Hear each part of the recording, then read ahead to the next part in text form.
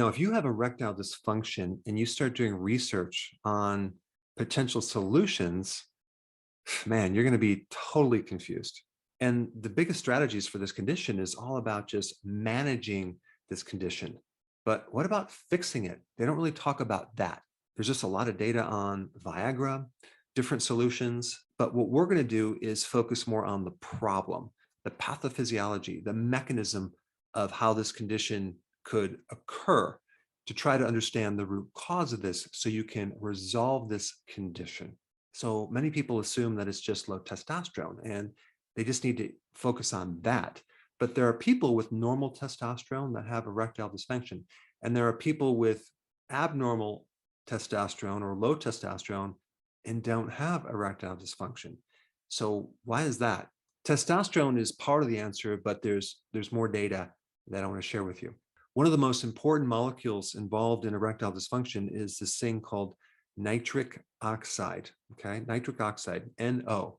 Our bodies can make it. We can get it from food, but apparently nitric oxide decreases as you get older. It's at a level of 50% when you reach age 40. And nitric oxide is a major player in erections. In fact, Viagra uses certain nitric oxide pathways. And so the most likely reason for someone with erectile dysfunction has to do with a deficiency of this molecule nitric oxide. And what I'm going to be talking about today is all the things that align with this theory, okay? Because the more data you have to back up this theory, the more it's probably true. So nitric oxide is made by your endothelial cells. That's the cells on the inside of the artery. And so nitric oxide has everything to do with helping the arteries vasodilate. In fact, it's involved in something called endothelium-derived relaxing factor, EDRF. So nitric oxide helps relax your arteries and it increases blood flow, not just with erections, but also your cardiovascular system and other systems in the body. And so if you have low nitric oxide, you could have asthma, for example. So it's intimately involved with the tone of the vascular system that relates to vasoconstriction and vasodilation. Nitric oxide increases oxygen release in your blood. And so if you don't have enough nitric oxide, you're going to have a hard time breathing. 79% of people with sleep apnea have erectile dysfunction. And so that's one connection. Another link would be the relationship between nitric oxide and cortisol. It helps to regulate cortisol, which is a stress hormone. And it's a proven fact that the more anxiety someone has, the more cortisol someone has, the more stress they have, the more they're going to experience erectile dysfunction. In fact, someone cannot get an erection when they're sympathetic dominant, where there's a lot of stress.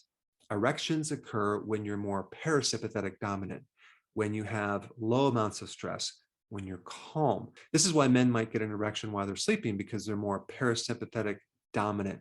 Now, here's another connection that's interesting. Nitric oxide has a profound effect over testicular steroids. This means that it helps you make testosterone. So there's your connection between nitric oxide and testosterone. If you're low in nitric oxide, you're probably not going to make as much testosterone. Nitric oxide is also involved in luteinizing hormone. That's the hormone produced by the pituitary gland that controls the testicles and the amount of testosterone you're going to make. Nitric oxide also is intimately involved in the sleep cycles, including REM sleep. This could be also why, if someone has sleeping problems, insomnia, or definitely sleep apnea, that they have a greater risk of erectile dysfunction. Nitric oxide also increases insulin sensitivity. This also explains why a diabetic who always has insulin resistance usually also has erectile dysfunction. I mean, if you think about it, what does high sugar do to the inside of your arteries? It destroys the endothelial level and thereby decreasing the amount of nitric oxide produced. People that are on statin drugs usually have either lower testosterone or they're at greater risk for erectile dysfunction. And this could be because statin drugs block cholesterol, which is a precursor for making testosterone. So the big question now is, how do you increase nitric oxide? Is there a way to do it naturally? And the answer is yes. Number one, you can start doing what's called nasal breathing. Start breathing through your nose, not your mouth. Apparently, when you do that, you increase nitric oxide.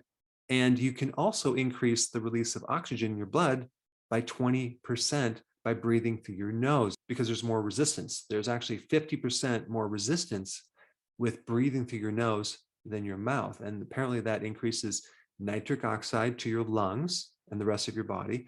And it also helps you release oxygen. You would think you're not going to breathe as much, but you actually release more oxygen when you breathe through your nose. Now, if you combine that with number two, regular exercise. So let's say, for example, you're going to do a mild exercise where you're doing some type of exercise where you're not breathing intensively. If you can breathe through your nose, you will then increase nitric oxide. And exercise improves your endothelial cells in your vascular system, which will then improve nitric oxide.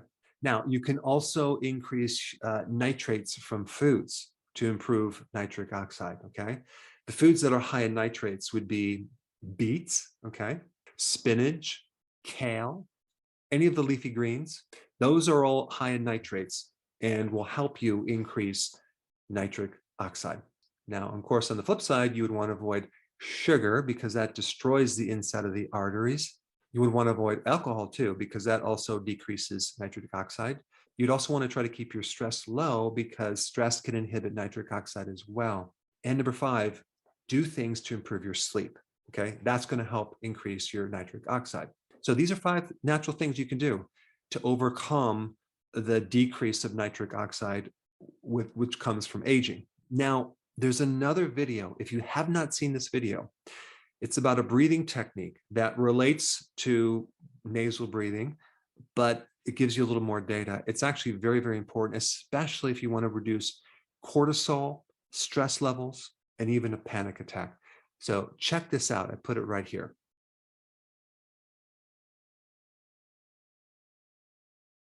Before you go real quick, I have a course entitled How to Bulletproof Your Immune System. It's a free course. I want you to take it. And here's why. Here's you. Here is your environment.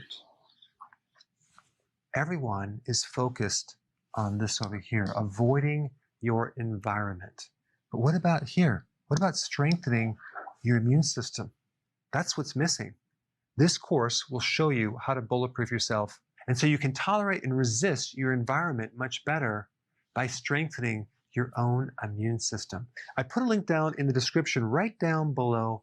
Check it out and get signed up today. Hey, before